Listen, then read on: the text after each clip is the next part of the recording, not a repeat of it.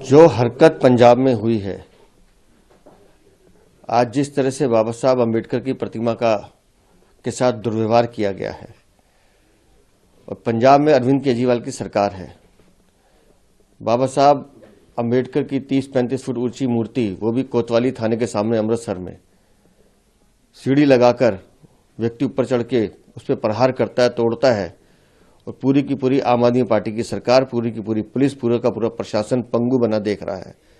बिना सरकार के, बिना अरविंद केजरीवाल की सहमति के इस तरह की घिनौनी हरकत हो नहीं सकती।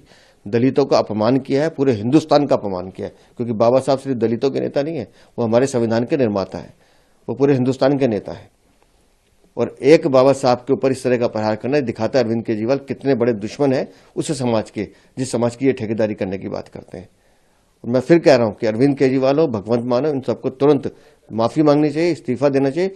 इतनी घिनौनी हरकत, वो भी कल जब हम 76वां अपना गणतंत्र दिवस मना रहे हैं, अपने संविधान दिवस मना रहे हैं, इस तरह की घटना अगर अमृतसर में हमारे देश में होती है तो इनको डूब के मर जाना चाहिए। सब्सिडी खत्म कर देगी। अरविंद केजरीवाल के पास अब डराने के अलावा कोई चारा है नहीं।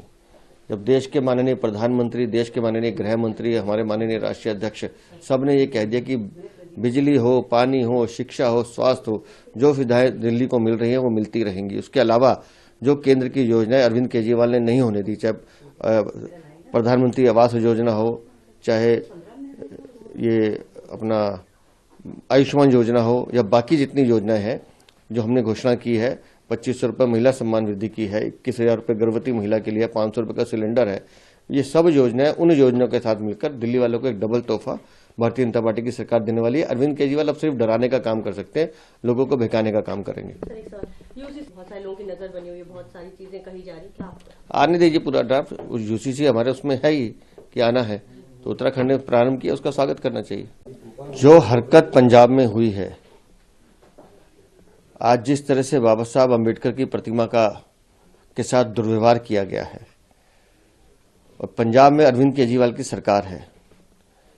बाबा साहब अम्बेडकर की 30-35 फुट ऊंची मूर्ति, वो भी कोतवाली थाने के सामने अमृतसर में, सीढ़ी लगाकर व्यक्ति ऊपर चढ़ के उस पर प्रहार करता है, तोड़ता है, और पूरी की पूरी आम आदमी पार्टी की सरकार, पूरी की पूरी पुलिस, पूरा का पूरा प्रशासन पंगु बना देख रहा है।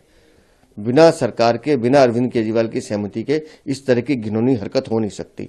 दलितों का अपमान किया है, पूरे हिंदुस्तान का अपमान किया है, क्योंकि बाबा साहब सिर्फ दलितों के नेता नहीं है, वो हमारे संविधान के निर्माता है, वो पूरे हिंदुस्तान के नेता है। और एक बाबा साहब के ऊपर इस तरह का प्रहार करना दिखाता है अरविंद केजरीवाल कितने बड़े दुश्मन है उस समाज के, जिस समाज की ये ठेकेदारी करने की बात करते हैं।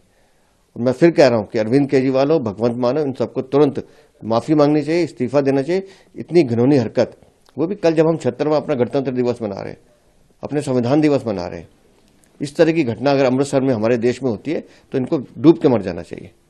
सब्सिडी खत्म कर देगी।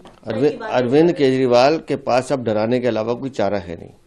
जब देश के माननीय प्रधानमंत्री, देश के माननीय गृह मंत्री, हमारे माननीय राष्ट्रीय अध्यक्ष सब ने ये कह दिया कि बिजली हो, पानी हो, शिक्षा हो, स्वास्थ्य हो, जो सुविधाएं दिल्ली को मिल रही हैं वो मिलती रहेंगी। उसके अलावा जो केंद्र की योजनाएं अरविंद केजरीवाल ने नहीं होने दी, चाहे प्रधानमंत्री आवास योजना हो, चाहे ये अपना आयुष्मान योजना हो, या बाकी जितनी योजनाएं हैं जो हमने घोषणा की है, 2500 रुपये महिला सम्मान वृद्धि की है, 21,000 रुपये गर्भवती महिला के लिए, 500 रुपये का सिलेंडर है।